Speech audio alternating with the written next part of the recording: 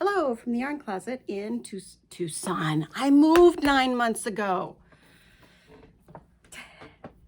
9 months ago from St. David, Arizona. I am Laura. I'm Yarn Closet AZ on Instagram. We're on Ravelry as Moggy Kitty. My mom and I kind of share that, although she doesn't knit very much anymore. There's a Patreon called The Yarn Closet. You can join Patreon for free, and you can follow people for free. I don't know. Do you like it? Do you see how crazy that is? Should I just shut it all the time? What should I do? I don't know. Go to Patreon and tell me. Follow me for free, and we can chat. I do free patterns in loom knitting, crocheting, what to do with a sock tube, possibly some machine knit stuff as we come. And share a few extra bits of content if you're a supporter to the podcast. I don't have many, but I have many long-term. There's a couple of Sandras. There's Irene, my darling. Carla, Granny, has been a supporter. And, you know, whatever. It doesn't matter one way or the other. But the support does matter to updating lighting and cameras and things like that. So I appreciate it when you get behind us. I wasn't exactly prepared this moment to do this, but my husband and the kids left. So I thought, ooh, better get on it. Because it's always easier when the house is alone. My hair looks horrendous. So I think that I'm losing my hair. Do I kind of look like a man to you? You know, that male pattern baldness? I think I'm actually doing that. You think? I think. So here's the sad and sorry truth.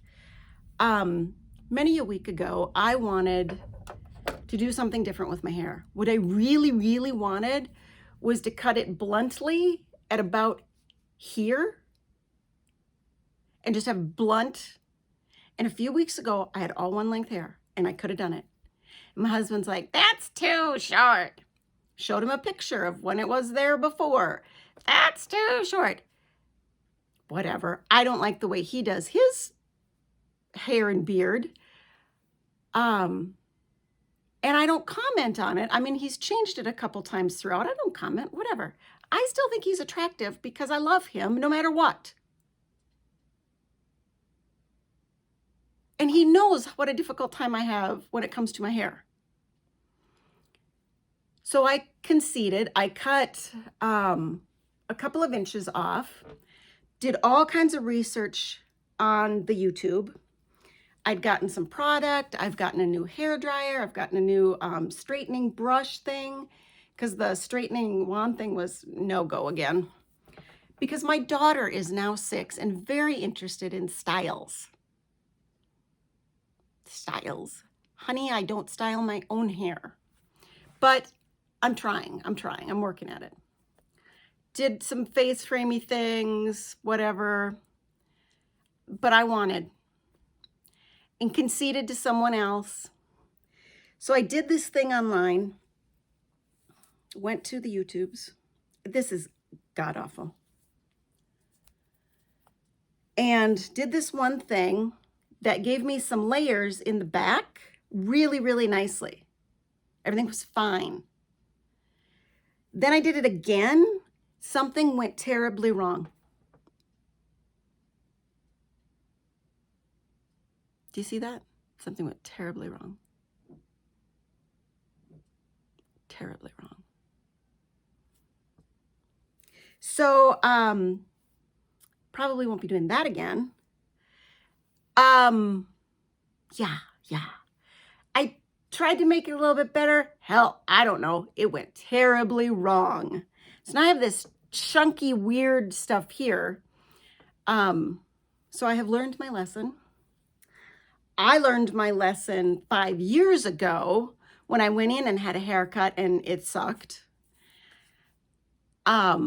Tried to get the guy to stop while he was doing it, but he's like, I already started. And I'm like, but this isn't what I asked you for.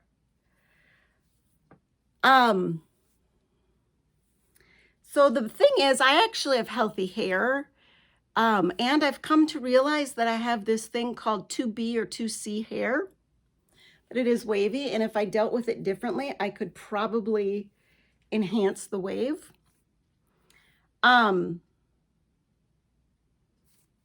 It's hair, people, who cares? But it brought me to this wonderful place. I'm gonna be 50 in a few months. My hair in, what do they say, 6 months will grow out like 3 inches. So it'll be down here. And then I'm going to all one length. And I'm gonna wear my hair the way I wanna wear my hair from now on the rest of my life, because the first half of my life, or half plus, is gone.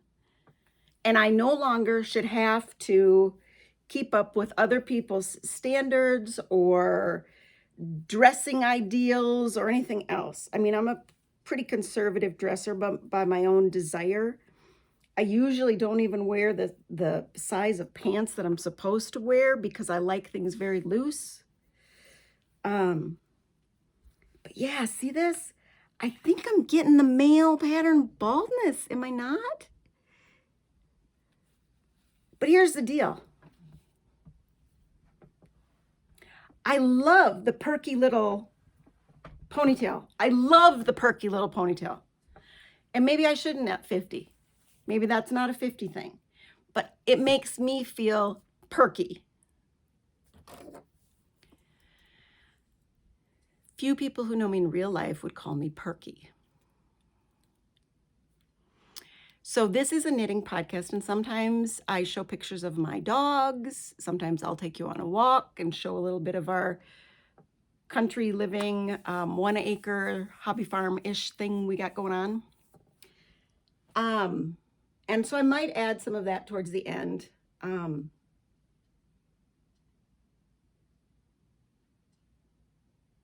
Be forewarned. Be very, very cautious when you do a YouTube video. Even if you did it right the first time, go back and watch the video again before you do it the second time. Forewarned. For my own sanity, I might actually be doing these weekly throughout the summer if I get a chance. Things that have been making me happy, my family doesn't like it and I don't care. Essential oil room sprays and essential oil plug-in diffusers where you just actually screw the essential oil bottle right into the diffuser.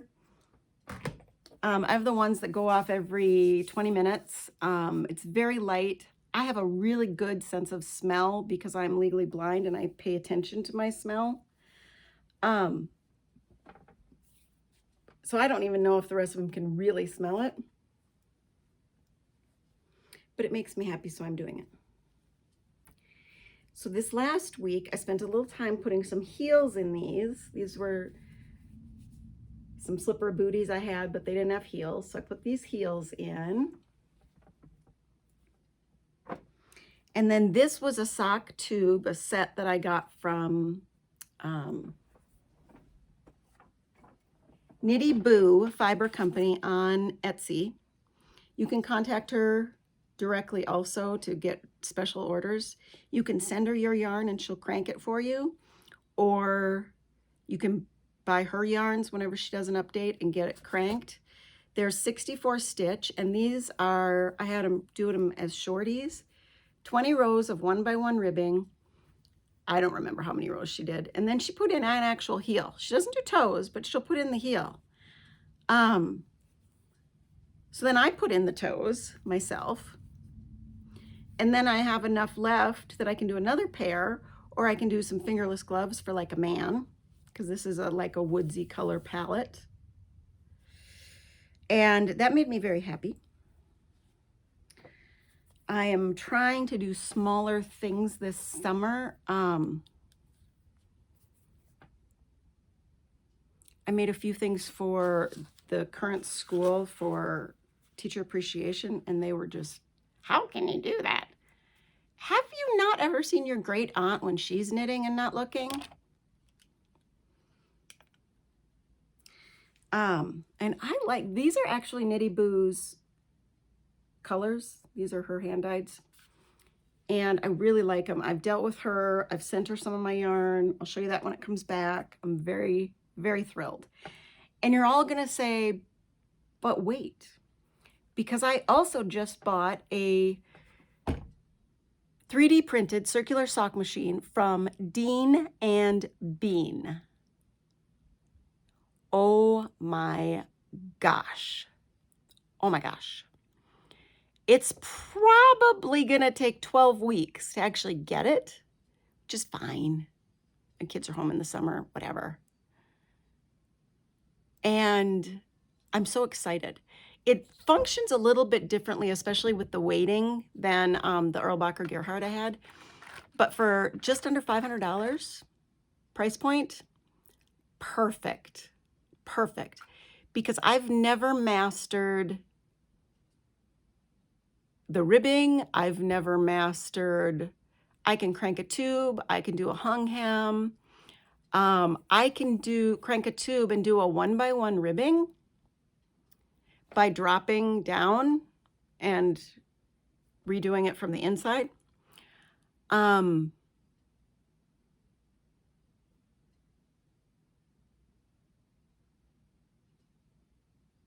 can do a little bit of like a picot edge on a hung hem. I can do a little bit of lacy holes and stuff. But, you know, I just couldn't, when I bought my thing from Erlbacher and I got a couple different size cylinders, it was $2,000. And I was like, holy crap. And I just didn't feel the couple years that I had it that I really got the most bang for my buck. And so this one, I'm only getting one size cylinder. It seems to have quite a bit more play in the actual gauge you can attain, which makes me thrilled, because the Erlbacher, I couldn't get a huge difference in size. I mean, I could go anywhere from maybe 7 stitches to the inch up to 9.5, like 7.5 to 9.5. But the size didn't really change that much. On this one that Dean and Bean has, there's actually a lot of videos, so you can see all kinds of stuff about it. Dean, D-E-A-N, and Bean, B-E-A-N. They've got a YouTube channel. They've got a website.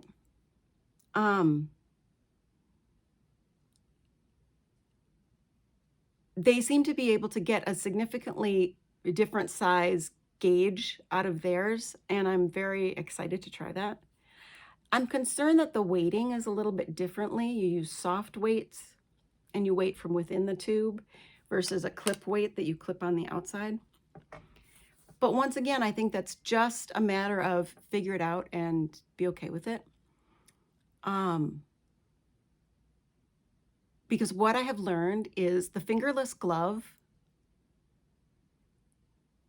I don't know, it's like my go-to gift nowadays. People seem to love it, And very simple ones that are just a basic tube with some ribbing and a slit hole is for your thumb. It's fine, fine. A couple of ladies I know like that because they can make it a fingerless glove, but they can also just have it as a wrist warmer and they don't have this thumb business to deal with. So it crinkles up nicely, gathers nicely at your wrist. So that's my exciting news. And then I tried getting these. These get dark when you go outside, and they've got the readers down here and the little bit of distance up here. But the middle is like the transition, so you're not really supposed to look there. It hasn't been great. They don't get as dark as they tell you they get. And I need dark because I have ocular albinism.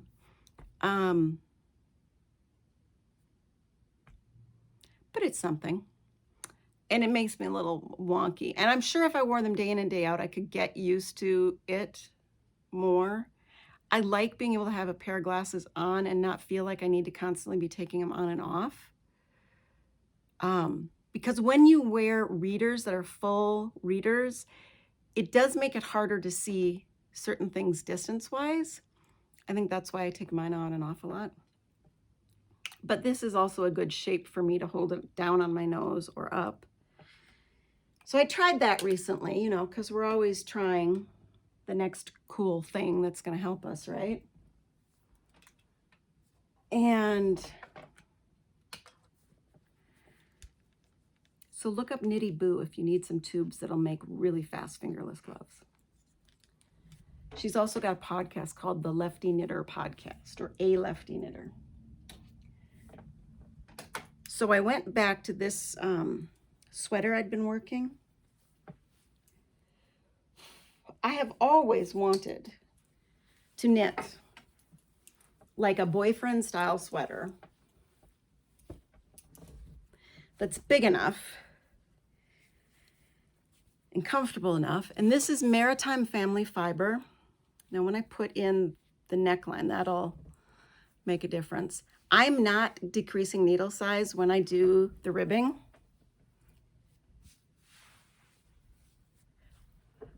I like knitting with this slightly rustic yarn, but it blocks up very soft. I would never have guessed a yellow for me, but I like it. So I don't know if it's the right thing or the wrong thing, and I don't care anymore. I'm going to be 50.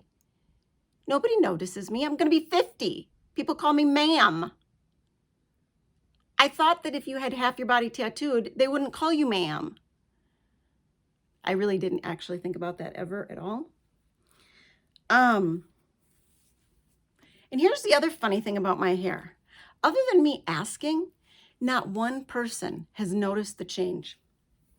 Not one person has noticed the change, or the change that I've been letting it go a little bit wavy instead of blow drying it, because I've been blow drying it this last month or so. Nobody's noticed. Nobody's noticed that for the last week, I've hardly ever been wearing my hair down, where I used to always. Now I've been putting it back in a clip or something. Although I understand that it still kind of looks long. I understand that. I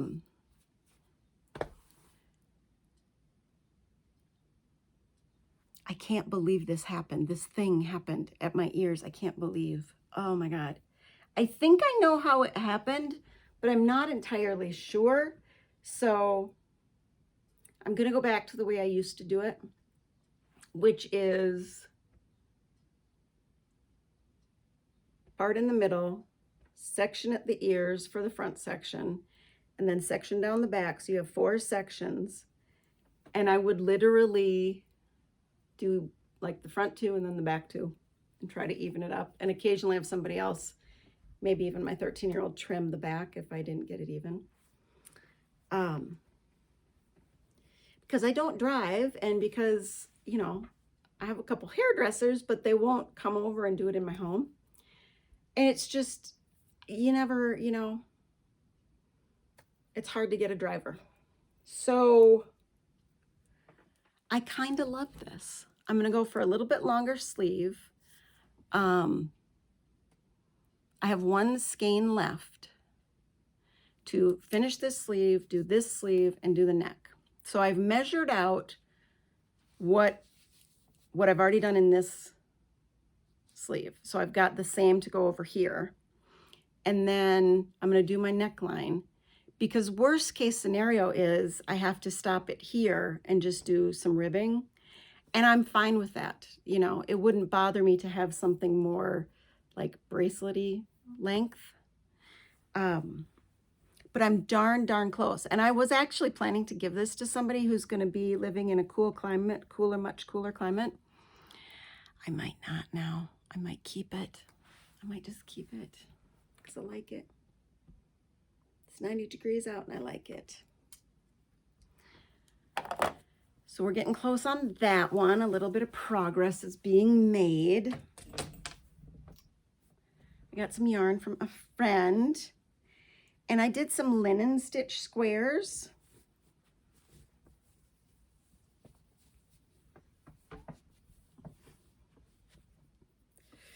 It's kind of nice not to have a chest anymore. I had surgery a couple years ago. I'm like, have no chest anymore. They ended up being wonky, and I don't really care. I like looking at it more than I like the way it actually probably looks on me. And I kind of like the fit and I like the density. So I'm going to finish it. I might have enough yarn to do just a very slim edging here and around the neckline, but I'm not sure. And worst case scenario is it goes into the donation pile for next year's donating sweaters to kids in Mexico thing. And you know, it's washable. People are like, why do you give away so much stuff that you make? Because nobody in my house really likes knitted stuff except for me. And I always have an idea in my head when I start it, and it hardly ever works out that way. So then I have this front and back done. And you know, I should start doing my backs longer than my fronts and whatever. I don't care. It's a little bit, once it's actually combined,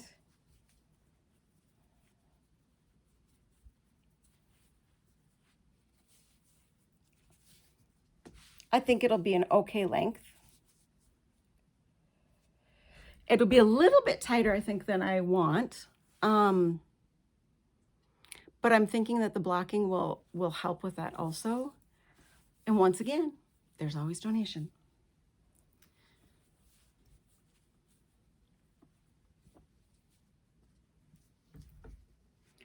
It's my hobby. It makes me feel good to do it. I know that some of what I make and give away is truly appreciated.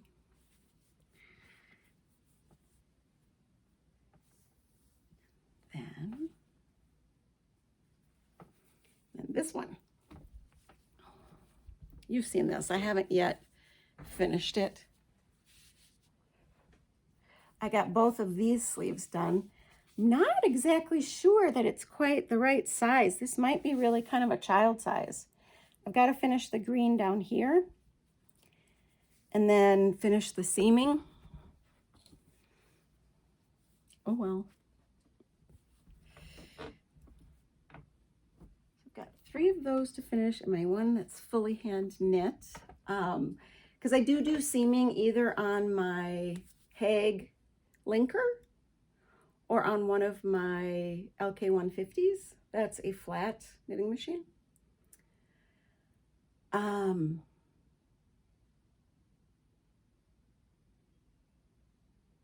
I just get I'm not good at mattress stitch, and I get a much cleaner seam, and my tension if I try to crochet a seam is not always the best, so I find that it really works out the better on this one with the machine, using the machine to seam or link stuff.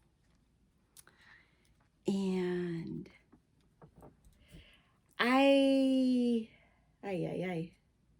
one more week with my daughter, then we've got like a week off, week and a half, and she starts in June, 3 days a week. She'll go for 3 hours a day, basically for socializing. It's a free summer school thing. And it's at her same school. So that'll be fun. We're just going to try to stay cool this summer. It's supposed to be another crazy hot one. And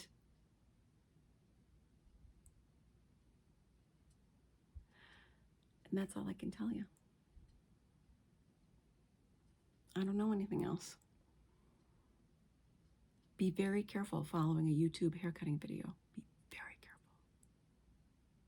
The upside is if you have healthy hair, if you can keep yourself with healthy hair, and you know what? If you don't have healthy hair, if you feel like you have a lot of split ends, if your hair gets greasy really fast, if it's really, really dry, and you're needing it to grow out, just try to improve your diet a little bit. Try to sleep a little more and go on a daily walk for like 10-15 minutes, and that really apparently will help.